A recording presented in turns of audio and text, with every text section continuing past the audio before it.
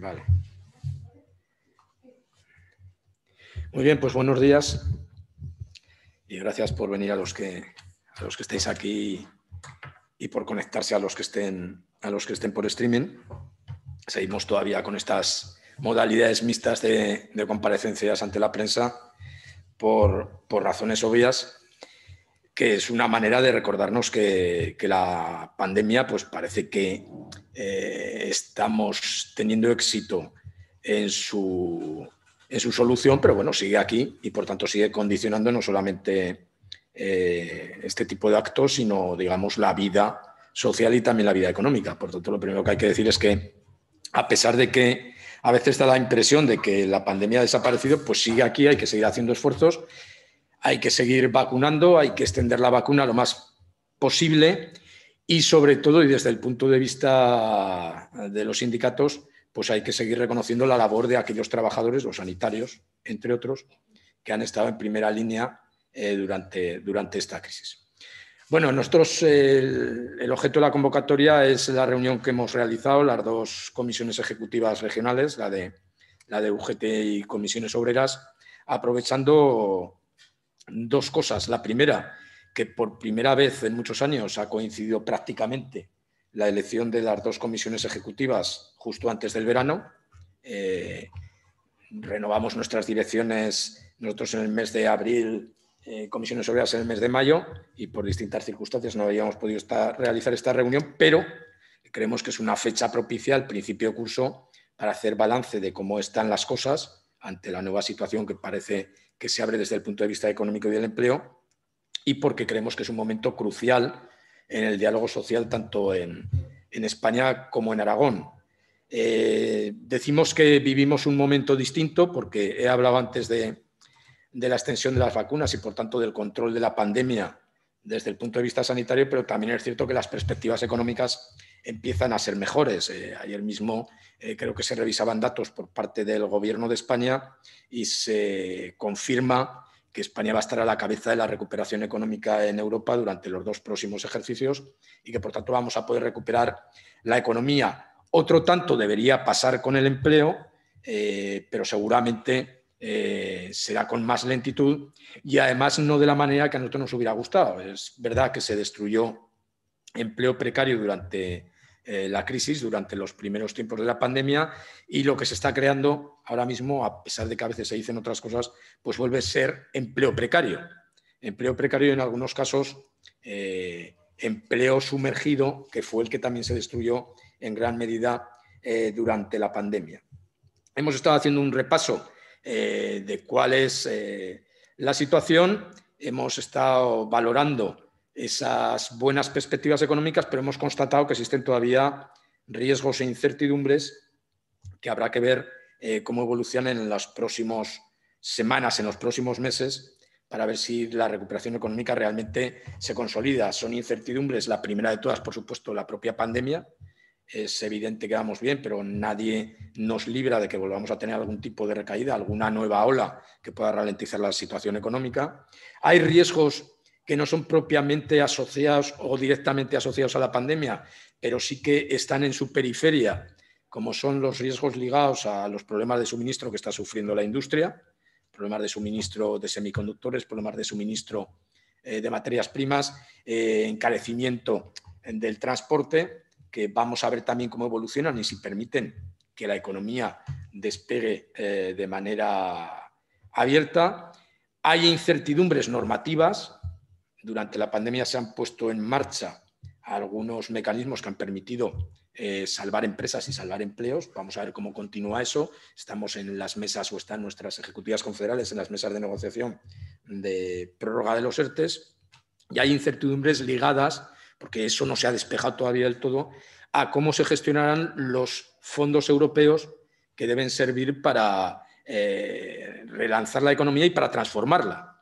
Fondos europeos que, como se sabe, tienen como objetivo, por una parte, cambiar el paradigma ambiental, es decir, tener un desarrollo, un crecimiento respetuoso con el medio ambiente, por otra parte, adaptar la economía europea a la digitalización, y otra que se está olvidando mucho últimamente y que está ligada al espíritu con el que se abordó esta crisis, que es el de la resiliencia, que se traduce en que debe ser unos fondos que se apliquen para tener sociedades más igualitarias, sociedades más resistentes y servicios públicos más potentes con los que hacer frente a las adversidades sociales o a las adversidades económicas que puedan sobrevenir. Eso es lo que en este momento condiciona la situación económica y, por otra parte, desde el punto de vista del diálogo social, es público que los dos sindicatos nos marcamos unos objetivos en los meses pasados que se están cumpliendo en parte.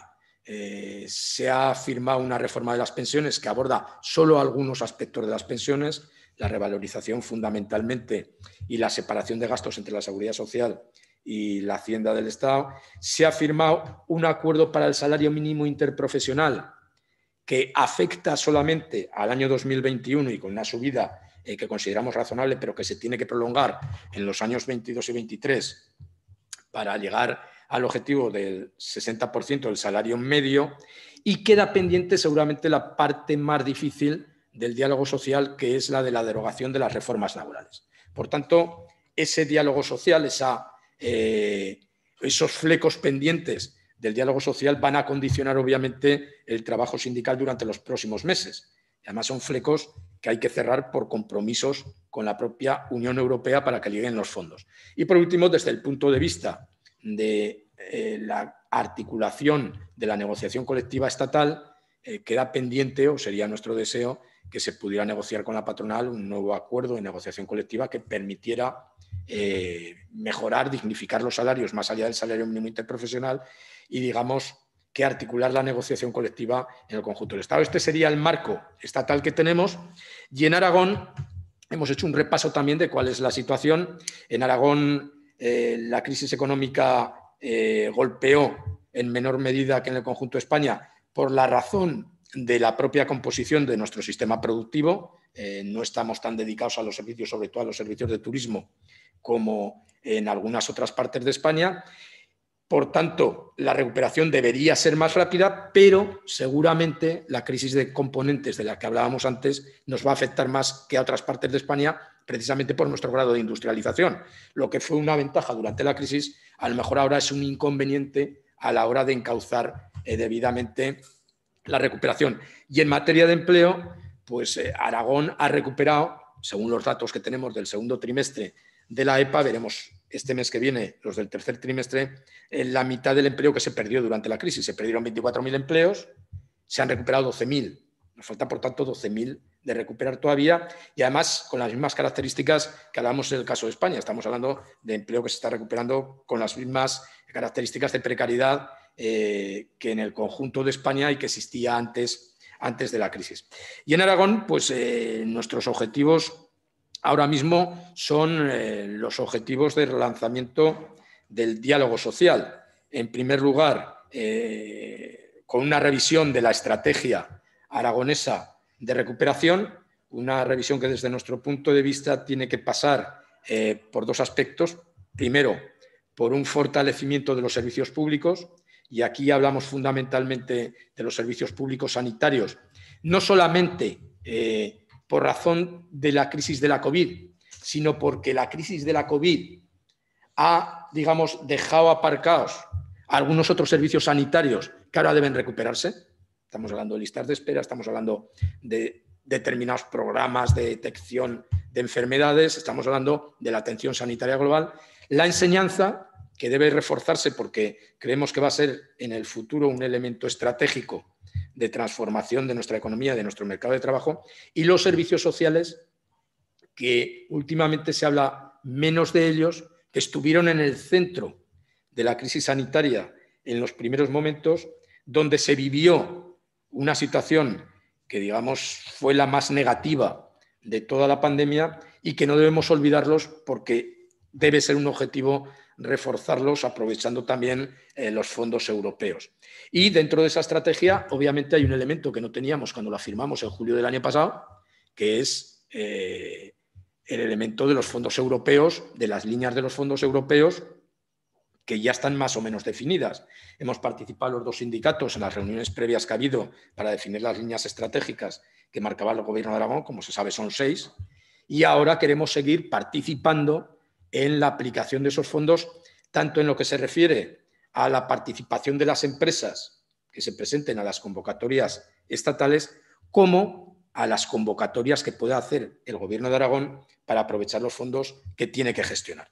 Por tanto, el primer objetivo de los dos sindicatos es participar en esa revisión de la estrategia aragonesa de recuperación en los dos sentidos que les he dicho. Y luego queremos potenciar el diálogo social.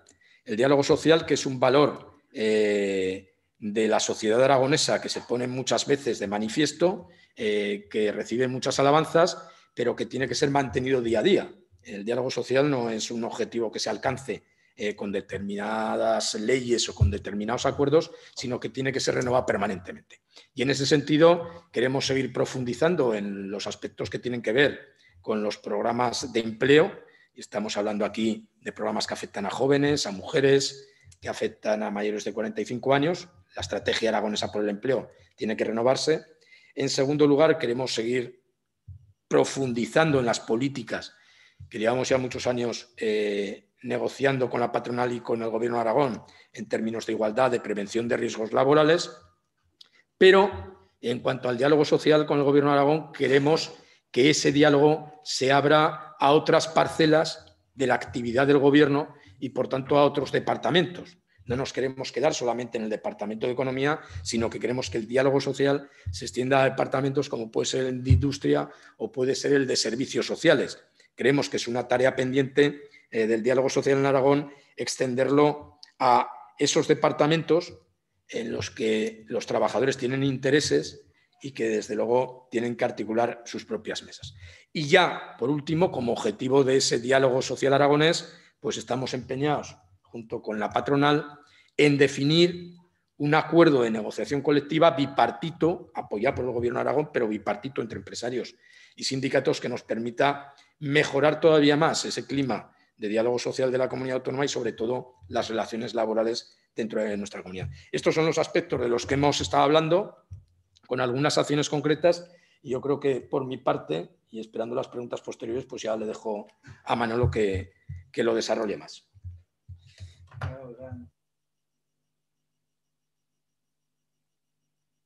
Sí que no le he dado. ¿Ahora sí? Vale. Bueno, pues continuando un poco lo que os decía Daniel, os hemos convocado porque esta vez se ha dado una casualidad. Digo casualidad porque ha sido por culpa de la pandemia, no estaba previsto, y es que nuestros congresos fueran prácticamente a la vez. Y lo que hacíamos, porque lo hacíamos igual, cuando se producían los congresos de cada uno, pues lo hemos hecho con ejecutivas renovadas, salidas de los congresos que tuvimos en abril y mayo. Es algo que hacemos un poco por visualizar, porque el trabajo que hacen nuestras secretarías con cada responsabilidad se hace de forma habitual y continua, pero nos gusta visualizar ese punto en el que, bueno, pues digamos que nos presentamos nos presentamos, digamos, formalmente y visualizamos algo que me parece fundamental resaltar hoy, que es la unidad de acción. La unidad de acción no es que haya una movilización que hagamos de manera conjunta o que el 1 de mayo lo hagamos juntos, sino es un trabajo que se hace en el día a día de, pues en cada tema, en cada ámbito, pues la gente que trabaja en nuestras secretarías, pues ya digo, lo ve de manera conjunta y en la gran mayoría de los casos pues vamos con propuestas y con proyectos conjuntos a las mesas de negociación. Yo creo que es importante porque que los representantes de los trabajadores y las trabajadoras, los dos sindicatos más representativos de la comunidad autónoma, vayamos con una voz única, nos refuerza de cara al gobierno, de cara a los empresarios. Y entonces, yo creo que es bueno visualizarlo como herramienta, yo creo que fundamental. A veces ponemos muy en valor el diálogo social en Aragón, que yo creo que es bueno hacerlo, que somos un ejemplo en otras comunidades autónomas, pero eso tiene un trabajo previo. Y ese trabajo previo, en lo que es nuestra nuestro ámbito es un trabajo de coordinación de las posturas que tenemos los dos sindicatos. Como decía Daniel, también se da la circunstancia de que este es el inicio de curso. Es verdad que habíamos previsto hacer esta rueda de prensa antes y con mis circunstancias y mientras me acaban de apañar, pues no lo pudimos hacer antes del verano, pero ha coincidido y yo creo que encaja bastante bien en ese inicio del curso que supone septiembre y que hace que podamos repasar un poco lo que es la hoja de ruta de trabajo que vamos a tener en los próximos meses. Y lo comentábamos en la reunión. Estamos en un momento de legislaturas, porque además también coinciden que la legislatura estatal y la de la comunidad autónoma, la de Aragón, son coincidentes por culpa de esta sucesión de elecciones, pues acabaron siendo bastante próximas.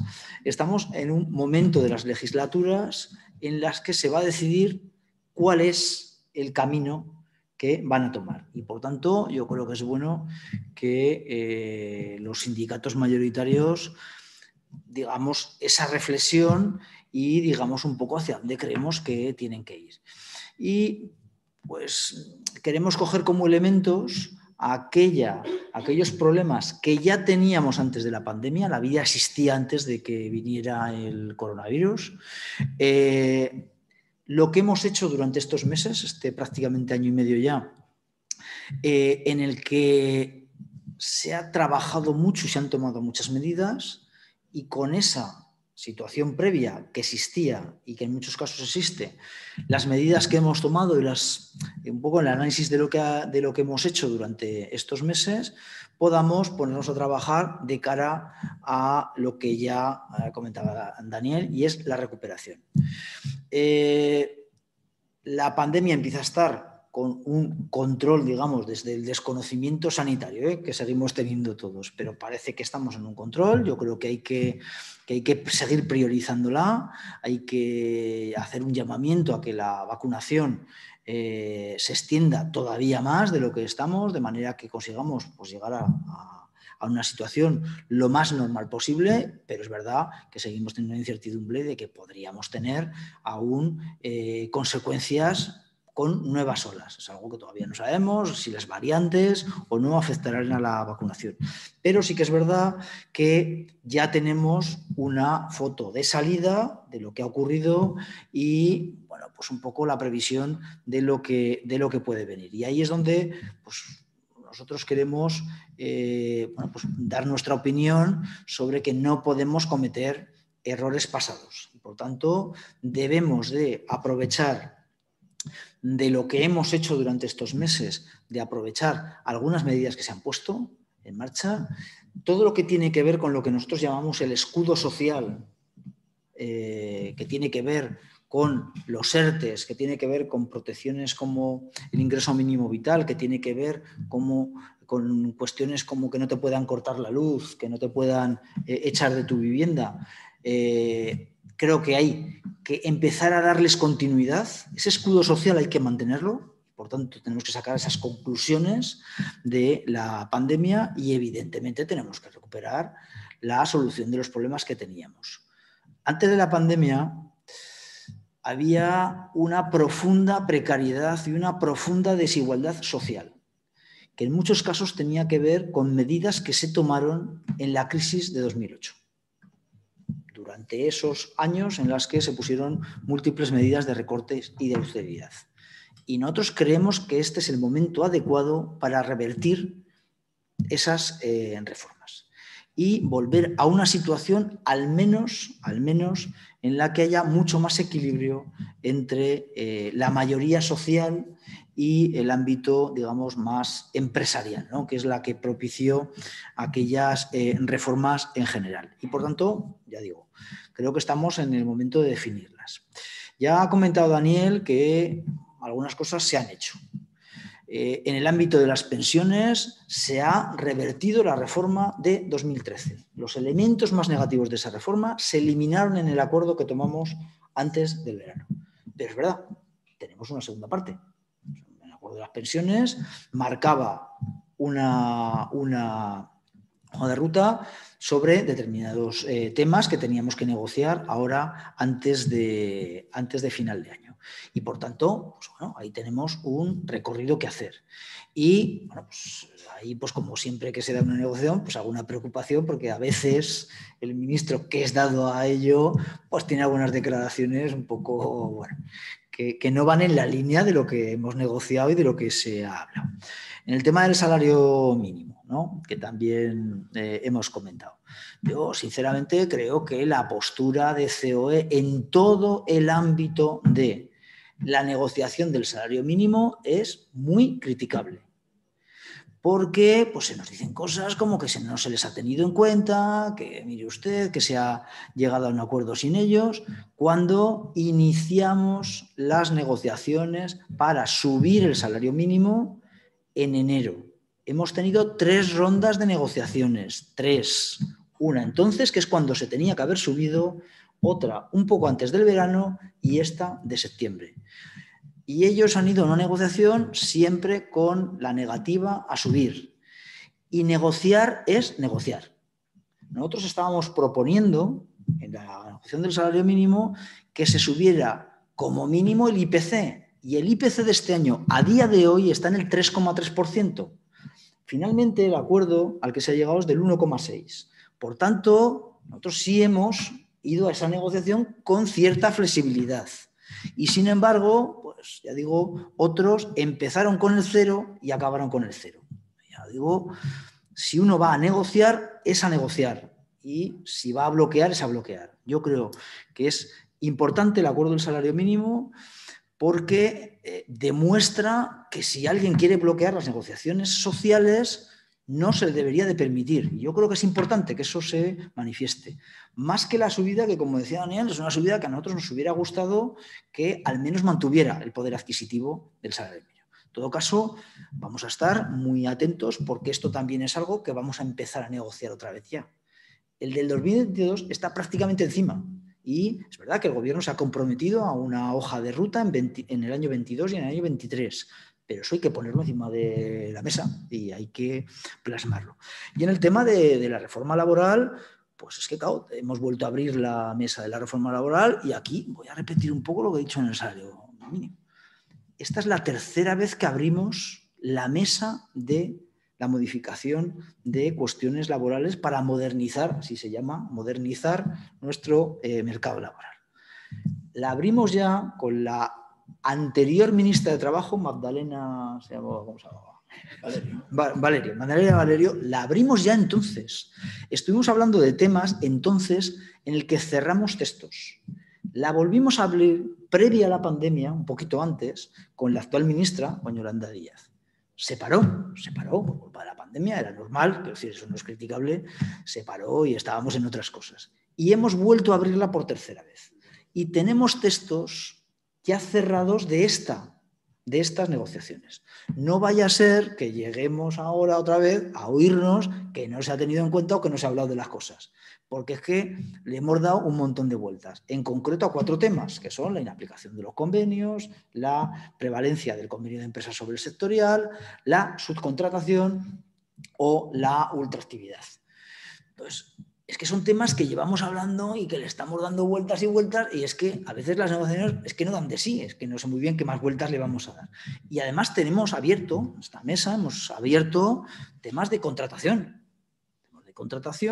y de condiciones de trabajo y de flexibilidad. Entonces, bueno, yo creo que es importante ver cómo llegamos a un acuerdo. A mí, desde luego, me gustaría, haría un llamamiento a los empresarios para que haya un acuerdo y que cambien cierta actitud de lo que hemos visto en el salario mínimo, pero en todo caso, son cuestiones urgentes. No le podemos dar excesivas vueltas. Estamos en septiembre, esta es la tercera ronda de negociaciones que tenemos y hay un compromiso del Gobierno a través de los fondos europeos de llegar a un acuerdo antes de final de año. Si no, acabaremos pidiéndole al Gobierno que legisle y que legisle en base a las negociaciones que hemos hecho y sin bloqueos y sin vetos. Y bueno, también lo ha comentado Daniel, estamos negociando la prórroga de los ERTEs.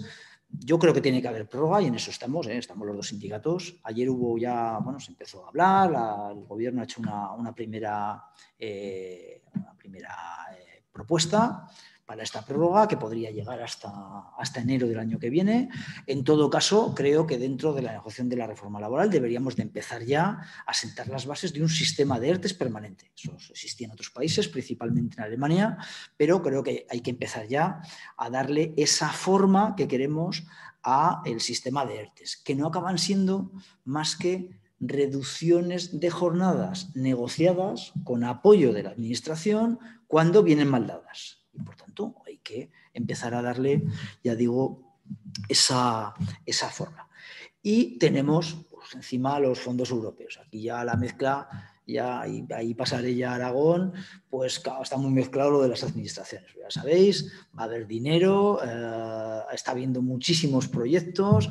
Al principio yo creo que había mucho desconocimiento, yo creo que ahora se está centrando bastante mejor, el que esto no es un dinero que llueve del cielo, que aquí se requieren proyectos serios, que esos proyectos tienen que estar dentro de los objetivos que marca la Unión Europea, principalmente digitalización y transiciones, que las empresas o las administraciones tienen que invertir. En ningún caso estamos hablando de que el dinero europeo asuma el 100% de las inversiones y que, por tanto, bueno, pues esto ya yo creo que está empezando a coger forma. Pero nosotros lo que hemos intentado en todas las reuniones que hemos tenido, que han sido un montón, yo las tengo por ahí contadas, pero han sido un montón aquí en Aragón, es pues que los fondos europeos se gestionen lo mejor posible y que principalmente modernicen nuestro sistema económico, pero dentro de esa modernización se tenga en cuenta que el empleo de calidad es una parte importante de la modernización de nuestro sistema económico.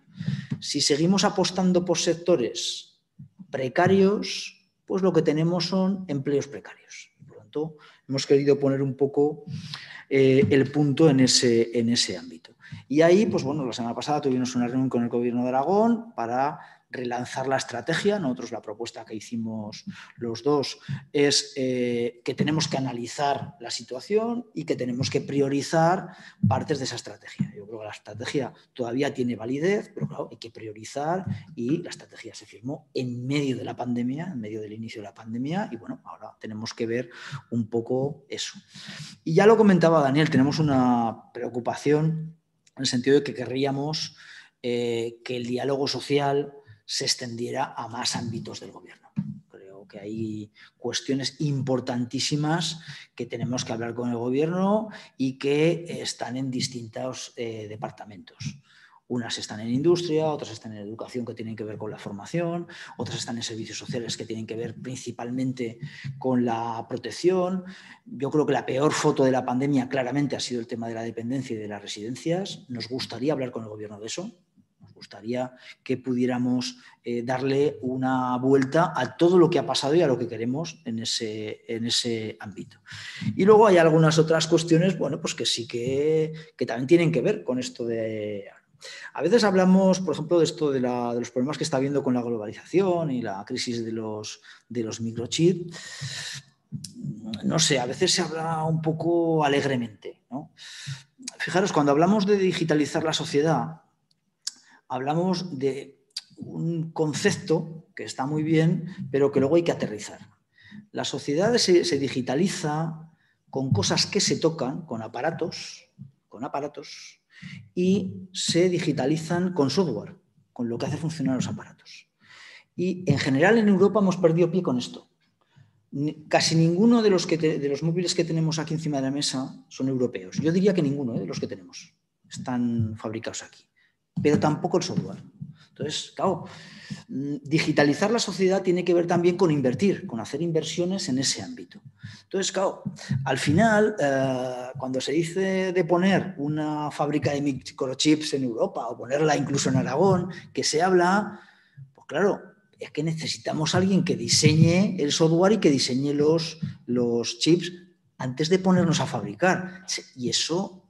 ese paso lo perdimos hace mucho tiempo. Entonces, quiero decir, estos son cuestiones muy profundas a las que le deberíamos dar una vuelta, no solo en Aragón, sino en Europa, en España y en Europa. Son cuestiones, ya digo, complicadas, porque si no, al final, yo lo he comentado estos días en alguna de las reuniones que hemos tenido, al final es que se te cruza un barco en el canal de Suez y te paran las fábricas aquí en Aragón.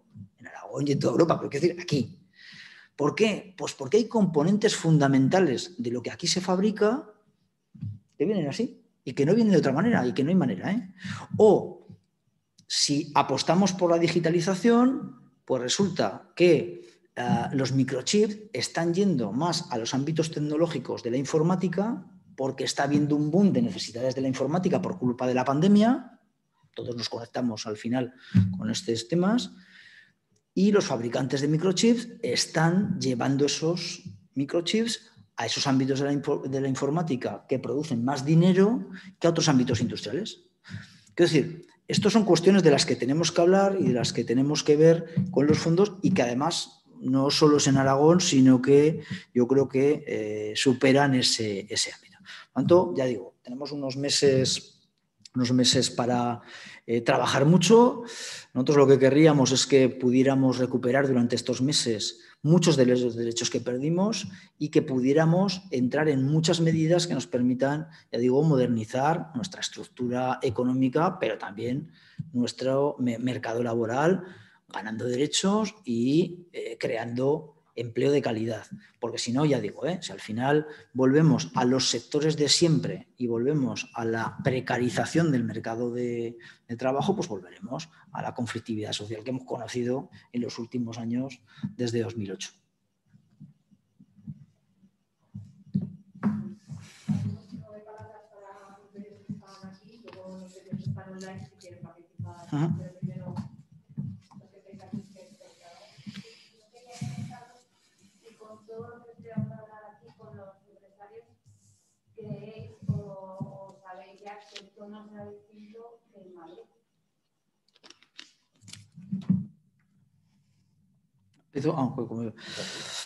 A ver, nosotros siempre ponemos en valor el diálogo social en Aragón, porque es verdad que siempre hemos tenido muy claro el objetivo del diálogo social. El diálogo social acaba siendo un instrumento, una herramienta. Y el consenso permite avanzar mucho más. El disenso, desde luego, genera problemas y en muchas ocasiones te impide avanzar. Es verdad que los principales problemas de roce con los empresarios son en temas estatales. Entonces, nosotros intentamos que esos roces que se producen nos afecten lo menos posible. Pero sí que es verdad pues, que en el ámbito de los fondos, pues nosotros hemos hecho mucha incidencia en estos temas laborales y del empleo de calidad. Y bueno, pues los empresarios han hecho incidencia en otras cosas más, digamos, más monetarias, ¿no? Pero es verdad que nosotros aquí en Aragón intentamos siempre ir a ese punto de consenso en el sentido de que todos avancemos mejor. Y bueno, pues no sé si por suerte o por desgracia, los temas, digamos, más problemáticos no nos toca hablarlos a nosotros.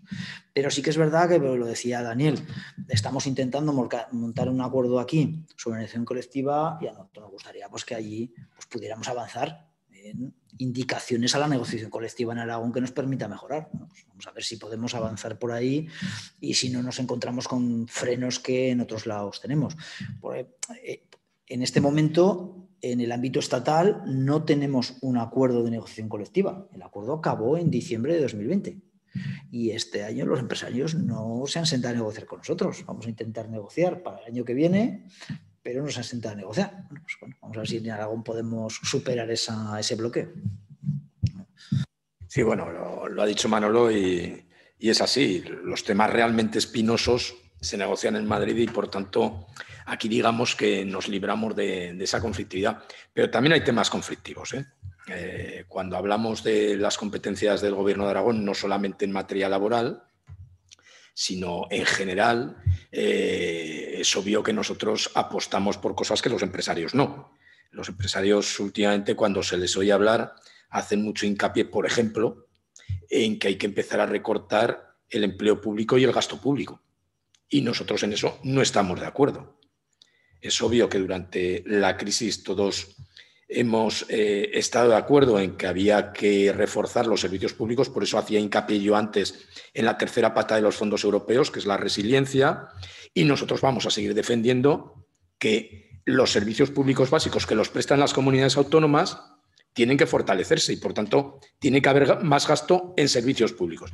Y eso también está muy conectado con el tema impositivo. Es imposible financiar los servicios públicos si no hay una recaudación suficiente. Esa recaudación tiene que ver en parte con el sistema de financiación autonómico, que nosotros apoyamos al Gobierno de Aragón para que se reforme de manera que aquellas comunidades autónomas cuyos servicios públicos cuesta más financiar, que son las despobladas, tengan más transferencias del Estado. Pero también es cierto que cuando hablamos de las políticas propias del Gobierno de Aragón, nosotros no estamos de acuerdo en lo que a veces se postula de recorte de impuestos. Y en eso también tenemos discrepancias con los empresarios. Por tanto, es verdad que en lo que es pura materia laboral no nos toca tener tanto conflicto, pero sí que es verdad que muchas veces estamos alejados ideológicamente y, por tanto, en cuanto a las políticas. Pero intentamos, y yo creo que lo conseguimos a menudo, llegar a acuerdos y, sobre todo, no generar una falsa conflictividad que yo creo que en el caso nacional puede estar motivada por factores externos a la propia negociación y al propio diálogo social.